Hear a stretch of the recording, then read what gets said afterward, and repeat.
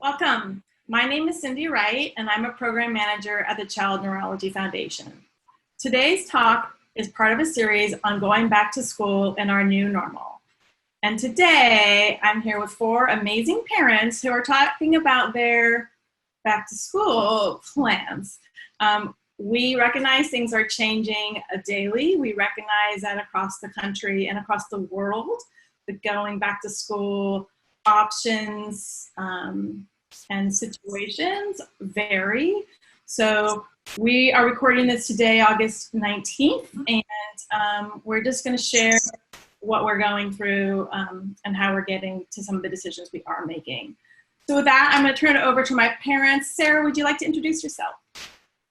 My name is Sarah Berman. I'm the mother, caregiver, and to a daughter, Zoe. She's 12 years and she's just started 7th grade 2 days ago, of course, virtually. So my daughter has myotonic dystrophy, which is a degenerative neuromuscular disease. It's multisystemic. It impacts a lot of, her muscles, distal muscles, her hands, neck. It also impacts her lungs, heart, and cognition as well. She has an IEP at school, so she has a lot of services, but of course, speech therapy online is not, or OT is not really great if you have to do it virtually.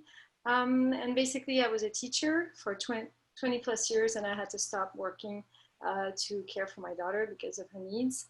With COVID, staying home, especially in the spring, was, trial and errors, and I just have to be there next to her. Right now, I told her, go on the computer. I need an hour, and I don't know what she's doing. We'll see when this is over. But I basically have to be next to her to keep her engaged, on task, and organized. And that's our story. Thank you. Hilary. Hi, I'm Hilary Savola. I am the mom of a 9.5-year-old little girl who has multiple genetic mutations that seem to all add up to a suite of symptoms, including epilepsy, developmental delay.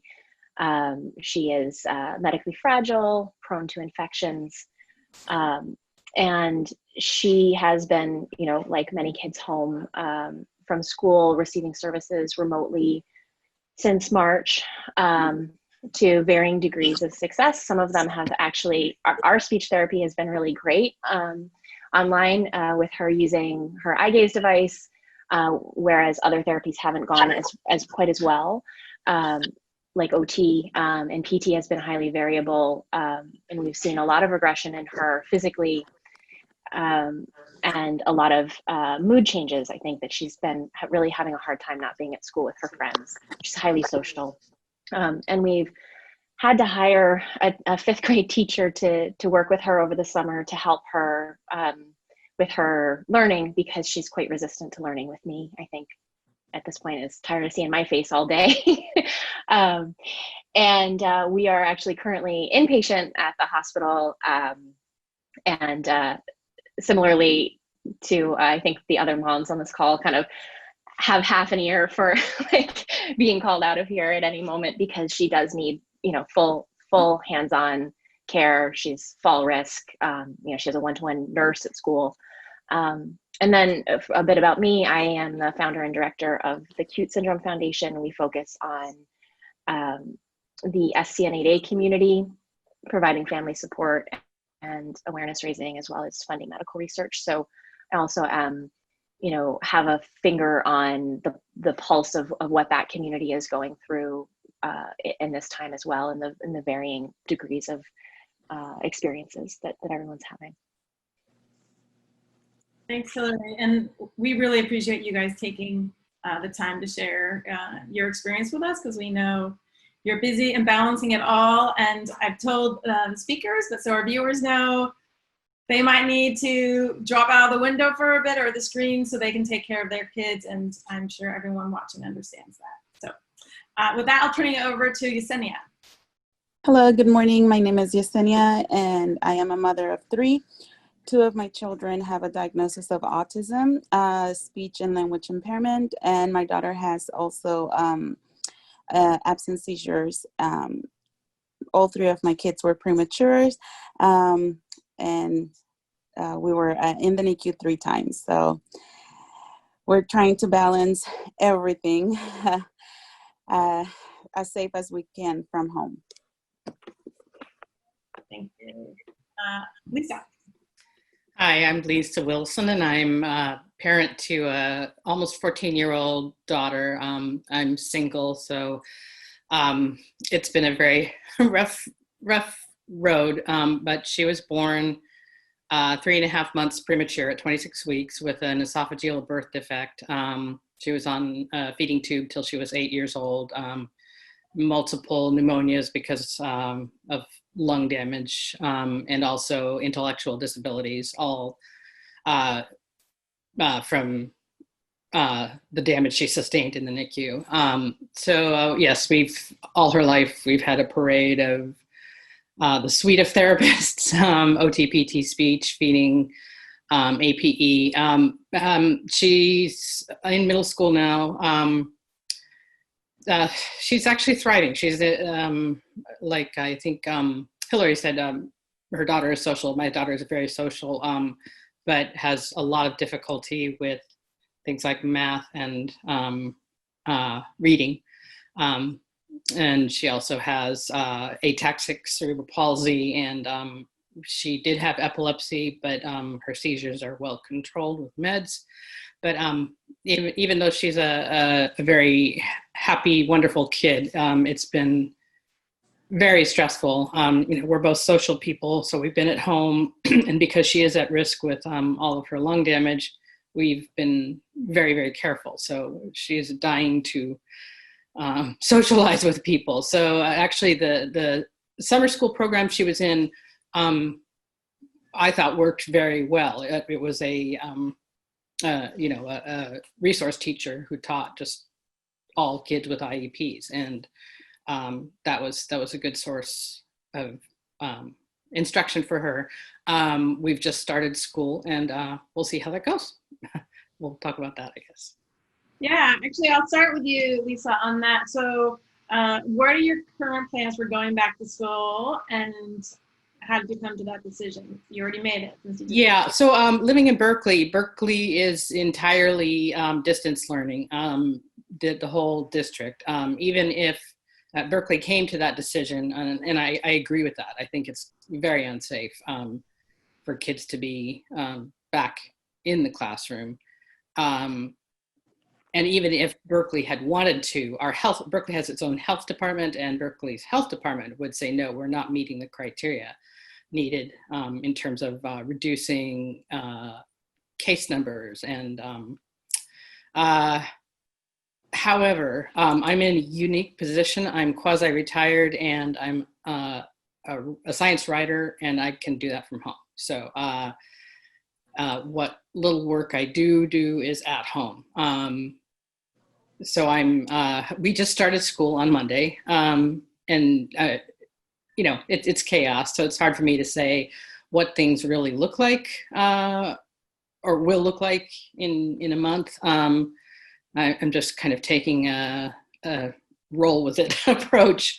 I can tell, though, there are a lot of things that just won't be able to be done via distance learning. She needs, I've been with her, right by her side. I have to help her, cut and paste links, navigate towards an obscure app. And then also, when she's presented with a question like, what would you do to make this world a better place? She kind of freezes. And then because I know her, I'm able to, chat with her and say, remember, we've been talking about disability rights. We've actually, that's something we've been talking about now. We've watched the movie Crip Camp, and she's very interested in that and the history of disability advocacy. So the two of us were able to do that. But if I had to work full time, I wouldn't be able to do that. And I have friends whose both parents work full time, and they're just in a horrible situation. So yeah. Anyway. Hilary, why don't you share your going back to school? Yeah, so we went remote in March, and then summer school, I was sort of hoping there would be, we're in New York State, so I think that's an important distinction. We were kind of early to crisis, and are in a relatively good place at the moment, and we're upstate, so our case, the cases are substantially less where we live. So our risk is lower. And I think that's important to understand, and is a factor in how various people come to the conclusions that they come to. But I was hoping that we would have in person or some hybrid summer school option, and there was not an option despite an executive order from our governor allowing for in-person special ed and services. Which is why we hired the one-to-one teacher for a time period. We are going back in person in the fall. I plan to hold her out of school the first week or two, just to let them get all of the kinks out. But it's extremely challenging to imagine how a child like mine navigates being back in person. Like Lisa was talking about, we are, Esme can't speak. She can't grasp a pen or a pencil on her own. She's not a kid who you put in front of the computer and say, like, do your work, good luck. Right. You have to, be holding her, helping her, engaging her constantly. And like I said, she has a one-to-one nurse at school. So it's also, watching her for signs of challenges. So we are, some of her favorite things in the world are school related. Like, she started taking the school bus for the first time last September, and it is was the best part of her life, like every day.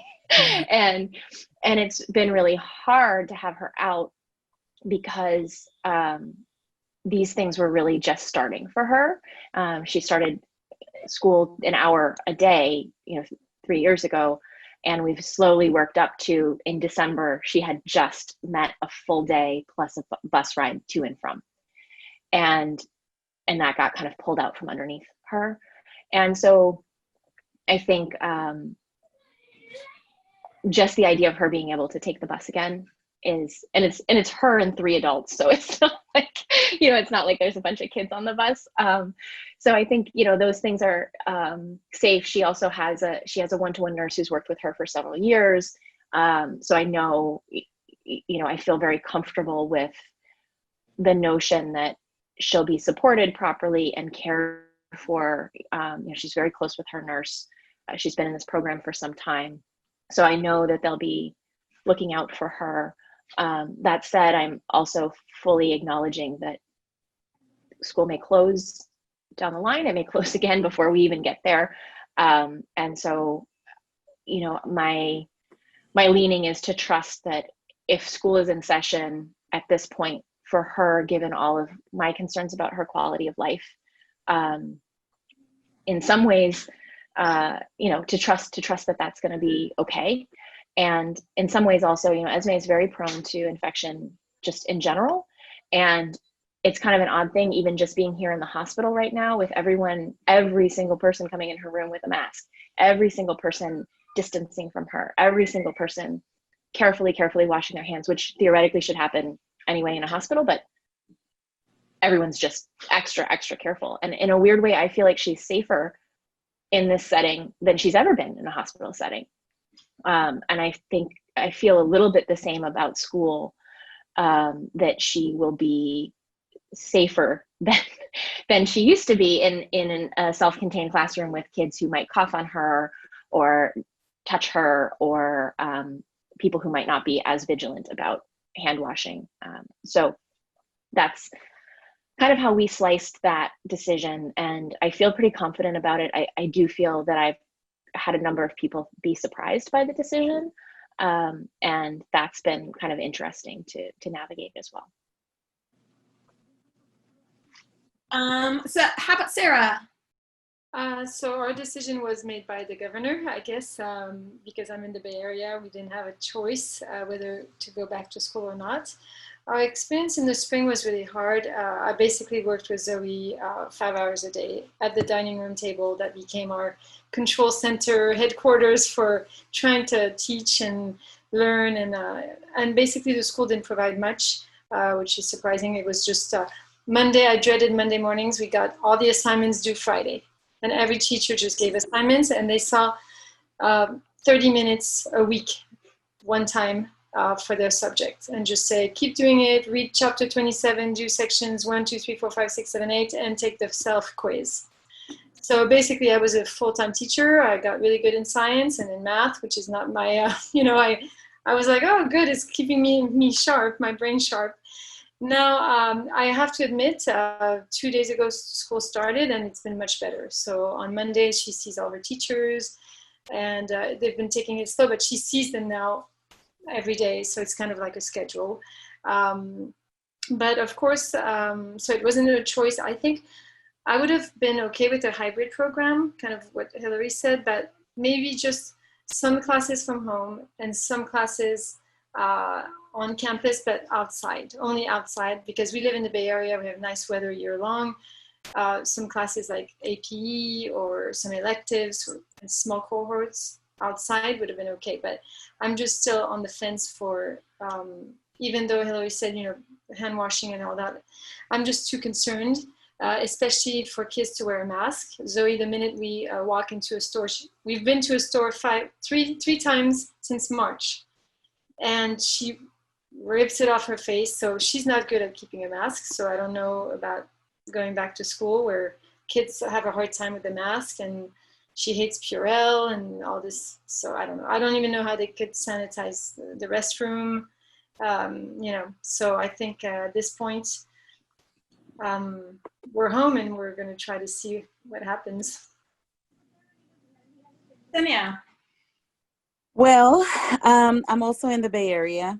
Our district is Oakland, OUSD. Technically, OUSD started school last week. My kids did not start because I have not signed an IEP. And they offer to send a one-on-one ABA technician at home for 1.5 hours for each of my kids, so they could work with them at home on their IEP goals instead of me sending them to school or doing distance learning, because we tried distance or online ABA and it just didn't work for my kids. My kids would not sit down. I would have to sit with them and work with them while the ABA therapist was on the other side of the screen trying to give instructions. It just didn't work. It was very frustrating for my kids. Just like I'm sorry, I don't remember her name, the lady from New York. My kids don't like working with me in that sense, like on a desk, and I would love to, but they just, they don't like it, and they work so much better with other people. And I try to do it like they do, I like it, but they just won't comply with me. So it's, because my kids have not started, even if we had the option to do either a hybrid kind of thing, I was just like, there's just no way that I'm going to send my kids to school, not for one day, not for 2 days, because let's be realistic, at least right here in California, if the schools cannot control lice, that is something that you can see, how are they going to control a virus? I just, I'm sorry, but I have very little faith on the districts and how they would be able to comply. And it's unfortunate that we have a president that's trying to push for everybody to return to schools, not realizing the lives that are at risk. My children I'm blessed that they wear a mask. Immediately when I tell them, okay, we're going for a walk, they already, we don't have keys hooked on the little hooks. No, we have masks. Everybody has their mask right next to the door, so you don't forget it. They go and grab it, they put it on, they wear it throughout the entire walk. But I minimize their exposure. I don't take them to the store. I don't take them out and about. If we go on a walk, it's on a secluded place where we hardly ever encounter anyone on the walk. And it's just, you know, a week ago we lost my uncle in Mexico to COVID, and you know, it's something that I just don't wish on anybody. And I just I would hate to expose teachers and other children's to go to something like that, because it's something very devastating. The disease itself is very devastating. Sorry about your uncle. Thank you. I had a friend who her children didn't pay attention to her either. And so her trick was, which I thought was really creative, is she found a wig that was a bun and put on a pair of glasses and came downstairs and like put on the act of, I'm a teacher, and it worked. Wow. So you can get creative and act for a couple hours a day, but not many people have that time. But people, I think for me, it's just how creative families are getting to get through this. So the next question is, and I'll start with Sarah, what is concern about going back?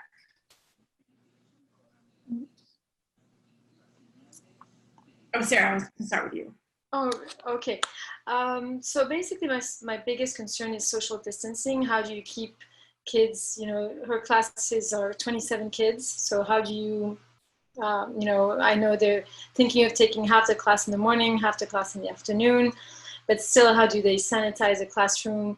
I know they think about partitions, but the whole thing is it's just not a class. It's just not a classroom. And again, what Yesenia was saying, it's putting other kids at risk. The teachers probably don't want to go and be with all these kids that we don't know where they come from. And my daughter has mobility issues, so she has to take an elevator, and she has to, thank goodness, leave between classes before the rest, because her campus is built on a hill, and staircases and hallways are so narrow, there's no way you can separate kids. They would have to go one after the other. 6 feet apart, that's impossible.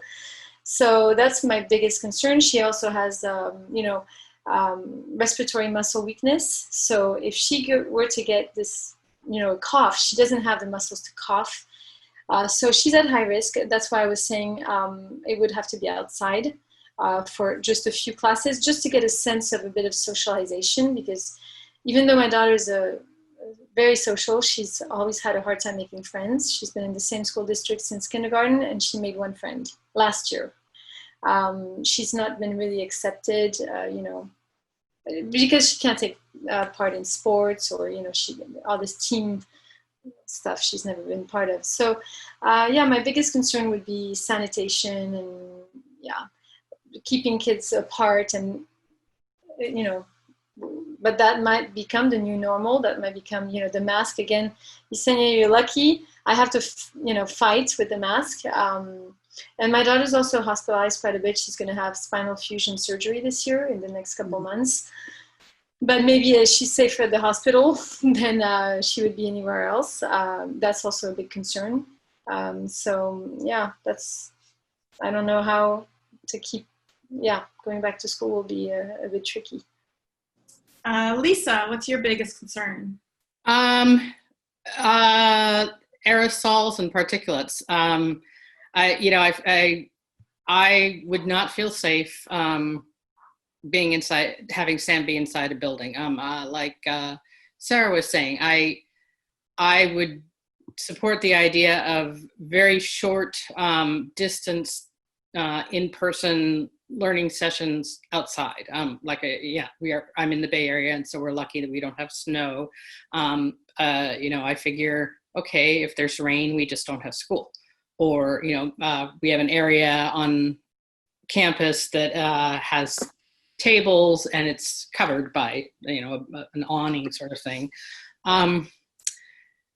The governor here in California has just said that he may make an exception for kids with IEPs to actually go in person. But again, I would not send Sam inside a classroom. There's more and more evidence that this is spread by droplets and aerosols, and all this focus on sanitation. People are not getting COVID by touching the underside of a desk. they're getting it because aerosols persist in the air, even after the person is done just breathing and talking will produce aerosols. And if you cough, those are particulates, which are bigger. And there's some evidence they can persist for quite a while. And unless you've got a very powerful recirculation system, I just don't see how you can keep keep the flow of air sufficient to make it safe. And also what other people have mentioned is that, kids are not there. They have terrible hygiene. They're going to want to see their friends. They're going to, it's just instinctive. I mean, it's very hard for me if I've seen a friend from a distance to not run up and hug them, and I see kids, especially middle school kids, with zero impulse control. It just sounds impossible. But then we have, yeah. If our school decided to do something where kids with IEPs could come in to school, I would need it to be outside. That's my. Right. So. How about Hilary?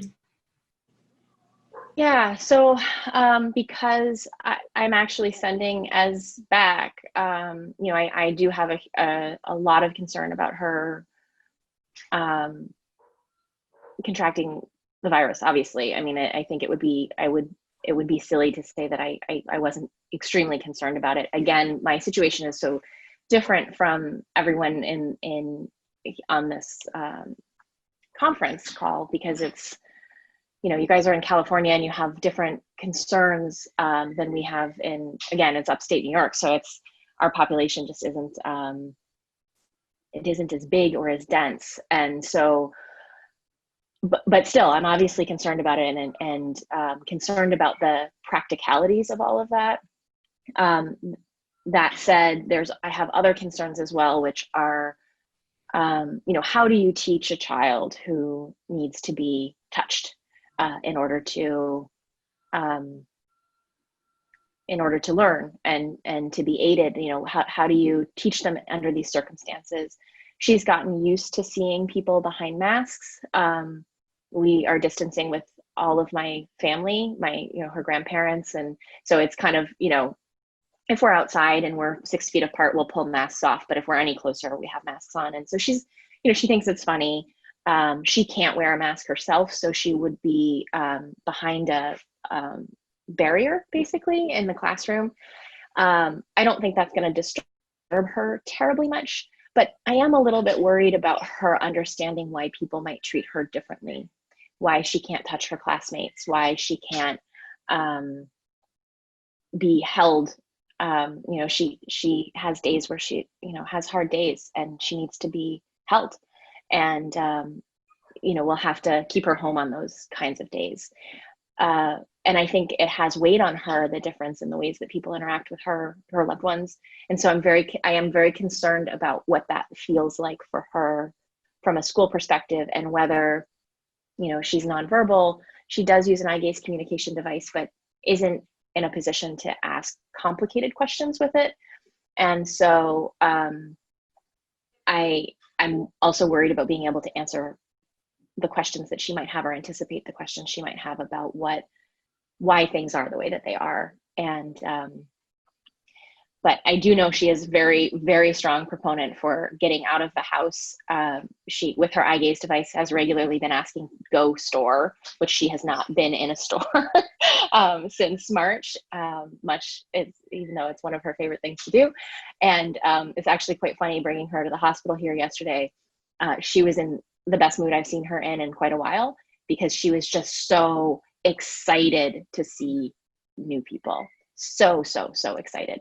And so I want, I think that's just something I have in the back of my head about concerns about making sure that excitement and engagement is possible and reinforced.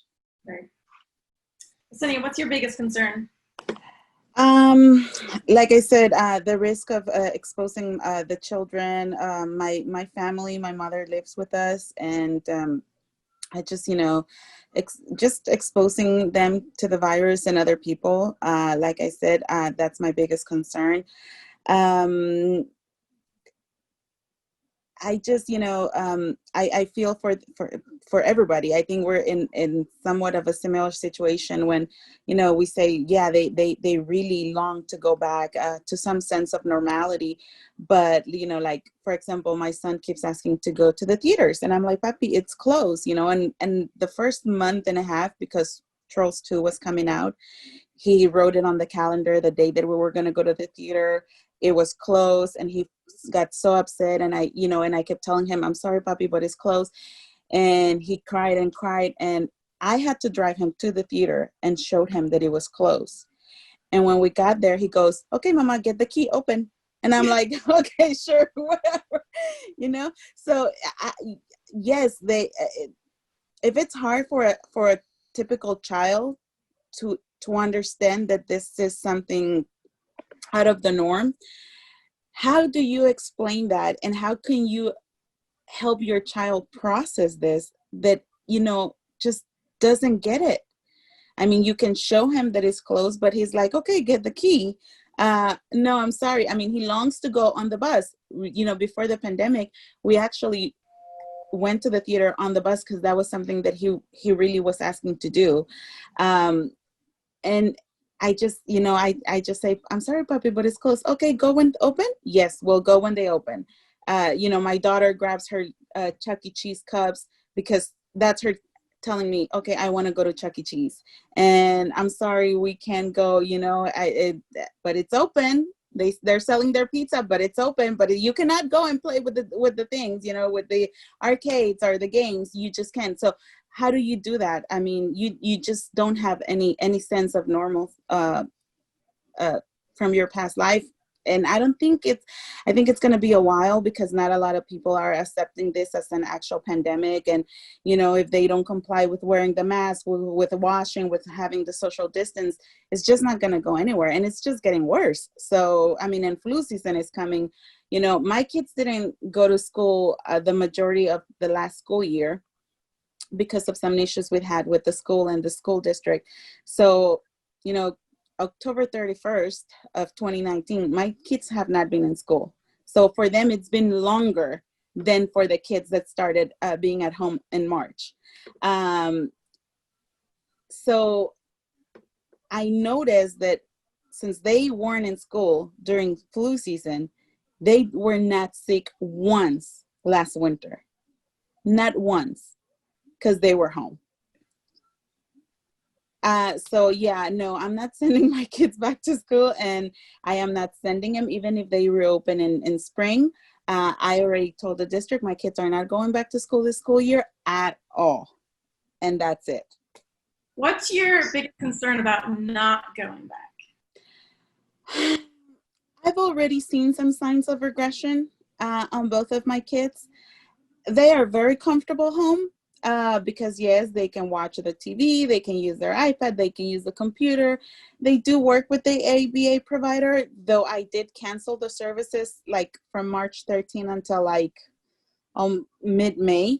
And then I was like, okay, no, I need them to come home. But I told the agency, how can you assure me that, your employees are respecting the protocols, like the wearing the mask, the washing the hands, the social distancing? I mean, they're not going out and partying, because these are young people that come and work with my kids, and I've seen the news, like people are making parties and they're going out. Like, what are sure? Because it's not just me, it's my children, it's my mother, it's my husband, so we obviously don't want to expose anybody. So I know that in my house, I can control what's going on, who's coming in, who's coming out, washing your hands, doing this, doing that, cleaning, sanitizing. But I don't have control over what other people do outside my home. So my biggest concern, yes, is, that they'll academically they'll be regressing, and my son is moving to middle school next school year. My daughter's in third grade, going into fourth. It's just gonna, academically is gonna get harder. But you know what? At the end of the day, I value their life, and everybody's life than the academics that they would be gaining at school. I get it. It's so frustrating and it's so hard, and I feel it because, like I said, I have my two, I have my baby, and then my husband has other two, same age as my kids, neurotypical children, but they're also with us half of the time. So at 1 week, I'll have a full house. So it is very exhausting physically and mentally and emotionally for someone to deal with all this activity in your home. But at the same time, I wouldn't have it any other way, because I don't want to miss any one of my family members, to this virus. Sarah, what about you? What's your biggest concern? Not Again, regression, but the social, regressing socially, feeling maybe isolated, disconnected, but at the same time, Zoe loves our home. What's been my concern is she loves to be home. She's a homebody. She has all her stuff. She loves to play. But at the same time, her stamina has gone down because she hasn't been moving as much. Like going to school was actually exerting. She had this wheelie bag that she had to pull up the ramp. So she was moving. And I feel here she's not moving much. And then because of her back, she's in pain a lot. So I'm concerned about her stamina. I think she was moving way more at school. The academic, I know Yesenia was saying, life is more important than academics, and I kind of agree. Whatever, I think we're all writing the textbook as it is. We don't know. We're trying, and the teachers are trying. They don't even know. They keep sending those surveys. Please answer this survey so I get to know you. But of course, no, they don't get to know our kids, and the social isolation, I think, and Zoe she worries a lot. She suffers from anxiety, so not seeing her friends. So her one friend, they've been doing a little bit of video conferencing together, maybe twice or 3 times over the course of since March. But now it's going to be more regular, so I think she's really happy about that. But we'll see what happens. We have to go with the flow, I think. right. Lisa, what's your biggest concern about not going back? Pretty much what everybody is saying: the isolation and academic regression. I can tell that Sam has been depressed, not profoundly, but just low energy. And when there is an opportunity for a social interaction, like she has a phone, and so she can call several people. And she does that a lot. And we've actually had just a couple of socially distanced outside mask get-togethers, a walk with friends, and she becomes her old self again. And as far as academics, it's very frustrating because right now Berkeley is a full inclusion model, and they're really, really firm about not straying from that, and it's clear. And Sam's resource teacher agrees that full inclusion during this pandemic just doesn't work. You need some kind of a special day set up. And I'm exhausted. I'm not a teacher. I'm doing the best I can, but there's so much I have to help her with. But I don't see a good solution, and I don't think anybody really does. So we're figuring it out. Hilary, what's your biggest concern about not going back? For me, it really comes down to a quality of life concern. I think Esme almost died when she was 3 months old, and I have spent a lot of her life trying to do anything and everything that I could to keep her as safe as humanly possible. And, the first 4 years of her life, she wasn't outside of arm's reach from me, 18 hours a day. She was in my arms for most of that time. And and it was so that I could have eyes on her. I could catch the seizure. I could, be there to clear secretions when she threw up and couldn't clear her own secretions. I was there. And as she's gotten older and less fragile, but equally unpromised a future, I think, is kind of the way that I think about it. We don't have a prognosis, so I don't know. But my philosophy about her life has been increasingly about experience and living. And I think, she's a kid who was denied a lot of things, and I don't want her to be denied things that she can have. And so I think with schools opening and in our area, and again, I think it's like such a regional question, in our area, knowing that they're safe enough for people to take on that risk. I couldn't know that they were there and not send her, know that was happening. I've been able to tell her over and over for the last 8 months, none of your friends are at school. It isn't just you, like the way it's always been just you before. That no one is in school. Your cousins aren't in school. Your friends aren't in school. Your teachers aren't in school. And I feel very strongly that it would be terribly isolating for her for that to be different. And so, so quality of life for me is really huge, and part of the way that I think about my daughter now and want to, sort of going forward.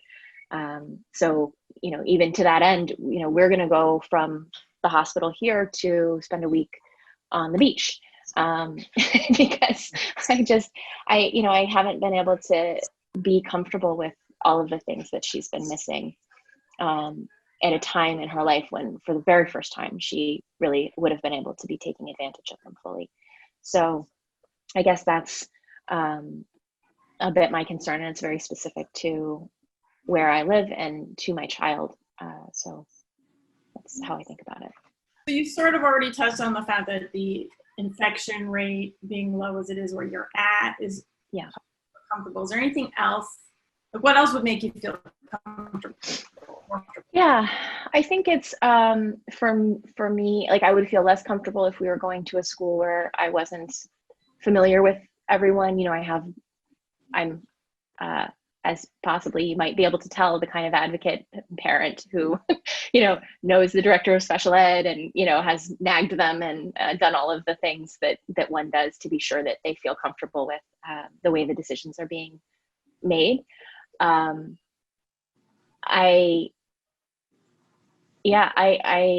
not sure what could be done to make me feel much more comfortable, not because I feel all that comfortable, but because rationally, I just can't imagine much beyond living somewhere with a low infection rate.